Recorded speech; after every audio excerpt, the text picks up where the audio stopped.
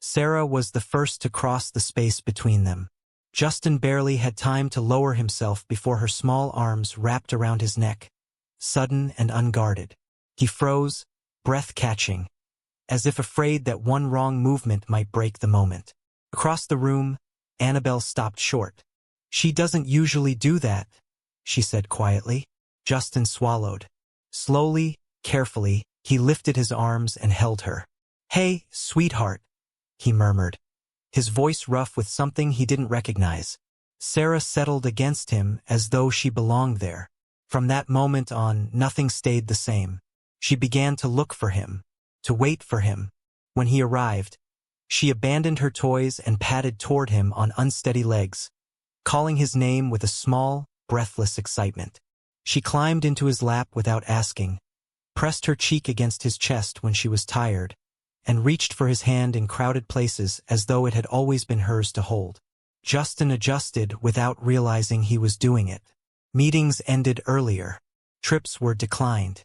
His world quietly reshaped itself around bedtime stories.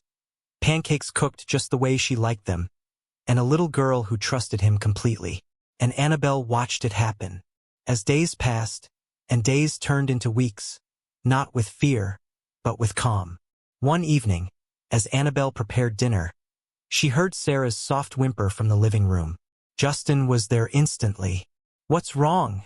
he asked, kneeling. "My tummy," Sarah sniffed. He didn't panic, didn't call out for Annabelle. He simply scooped her up, rubbing slow circles on her back the way Annabelle usually did. "Okay, let's breathe together, yeah." Annabelle watched from the doorway, stunned. Not by the gesture, but by how natural it was. Later that night, as Sarah slept curled against Justin's side on the couch, Annabelle whispered, "You didn't have to stay." Justin didn't look away from the child. "I wanted to." That was when Annabelle realized it had stopped being about proving something. Justin learned Sarah's routines without being told. Which cup she preferred. The song that helped her fall asleep. How she liked her pancakes. Soft in the middle, edges just slightly crisp. He began adjusting his schedule without mentioning it, leaving meetings early, declining trips, rearranging his life around bedtime stories and early morning cartoons. Once, when Sarah scraped her knee at the park, she bypassed Annabelle entirely and ran straight to him. "Daddy," she sobbed. The word hit him like a quiet explosion. Justin was overjoyed she'd unknowingly eased into calling him Daddy. He didn't pause. He simply held her closer. "I've got you," he whispered. "I'm right here." That night, after Sarah had finally drifted off, Annabelle stood by the doorway, arms folded tightly around herself. "She trusts you," Annabelle said. Justin nodded. "I know. And you?" she asked carefully. "How do you feel?" He was quiet for a long moment. Then, softly, "Like I've been missing something my whole life, and didn't even know its name." Something unspoken passed between them then. Not forgiveness, not reunion, but a fragile bridge built of shared moments and quiet care. Through Sarah, the sharp edges of the past began to dull.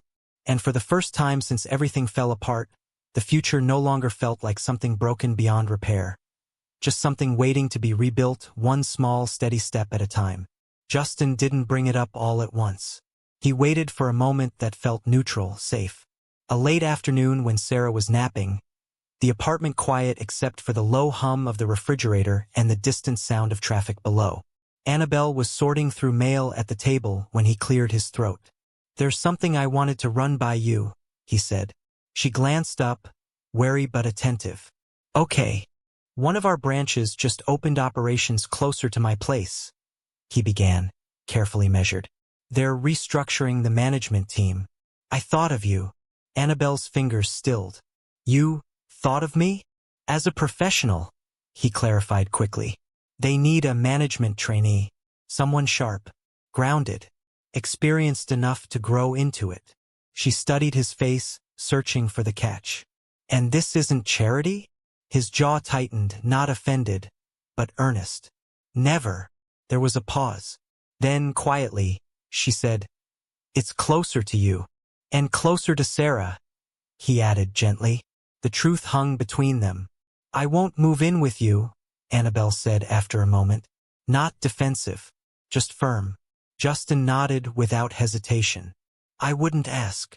She exhaled, some invisible tension easing from her shoulders. Then, I'll take the role. The relief he felt was immediate and dangerous. Annabelle moved into a small apartment 10 minutes from his house. Close enough to be practical. Far enough to maintain the boundaries she needed. Justin helped with the logistics without comment, carrying boxes, assembling furniture, fixing a loose cabinet hinge without being asked. When she thanked him, he only said, "It's what I should have done a long time ago." They fell into a rhythm neither of them named. Morning drop-offs. Shared dinners on weekdays. Sarah stayed with him. Occasional lunches when schedules aligned. They spoke easily about work, about Sarah, about small, ordinary things. But beneath every exchange was something heavier. Unsaid, unresolved, quietly pulsing. Justin felt it most at night. He would sit alone after Sarah fell asleep, the house too quiet, and realize how deeply he missed Annabelle. Not just her voice or her laugh, but the way she used to exist beside him. How she had once been woven into every part of his life. One evening, as they walked Sarah home from the park, Annabelle laughed at something he said. An unguarded, familiar sound caught him off balance. "You still laugh like that," he said before he could stop himself. She looked at him, surprised. "Like what?" "Like you forget to protect yourself." Her smile faded, but not into bitterness. Just thoughtfulness. "I'm tired of protecting myself all the time." Something shifted then. Justin began watching her more closely, not with longing alone, but with respect. He noticed how steady she was, how she led meetings with quiet authority, how she spoke to Sarah with patience that never wavered. The realization settled in slowly, heavily. She had become extraordinary without him, and still she let him in. One night, after a long day, Sarah fell asleep in the back seat of his car. Justin carried her inside while Annabelle followed, turning down lights and drawing the curtains. He laid Sarah down gently, brushing her curls from her face. "She feels safe with you," Annabelle whispered. "I feel whole with her," he replied. Their eyes met, held. Neither stepped closer. Neither stepped away. They didn't talk about forgiveness, or betrayal, or love. But it was there, in the way Justin waited before speaking, careful not to push. In the way Annabelle lingered just a second longer before leaving. In the quiet understanding that they were no longer enemies of the past, but co-parents standing on the fragile edge of something new. Without realizing it, they were healing. Slowly, carefully, and this time together. The mall was busy, the air filled with the soft hum of chatter, the scrape of shoes on polished floors, and the faint scent of baked bread wafting from a nearby cafe. Charles Hale strolled through the main corridor, briefcase in hand, still adjusting to being back in the city after his vacation. He stopped at the mall quickly to get some things he needed before going home. Then he saw her, a small figure with curls bouncing as she walked, holding tightly to the hand of a woman whose movements were measured and deliberate. Charles paused, instinctively narrowing his eyes. Something about the child felt familiar. Not just familiar, but magnetic, disarming in a way that pulled at the edges of memories he hadn't dared visit in years. "Sarah?" The woman called, voice bright and unguarded. "Mommy, watch this." She ran ahead, spinning with a toy in her hands. She bumped into Charles mistakenly. "Sorry, sir," Sarah said, looking up at Charles.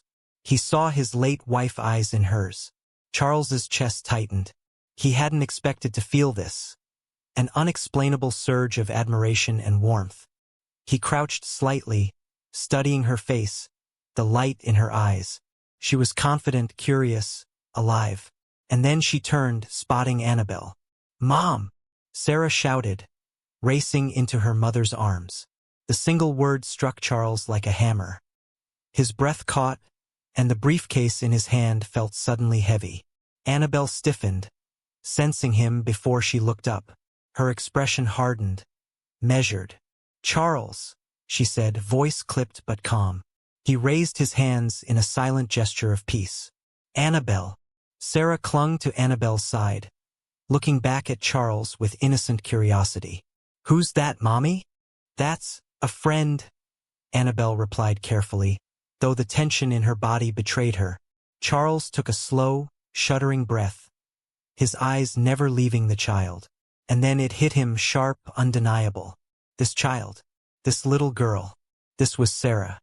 Sarah Hale, named after his late wife. The weight of what he had done, the deception, the manipulation, the years of absence, crashed down on him like a tidal wave. The briefcase slipped from his grasp, forgotten on the floor.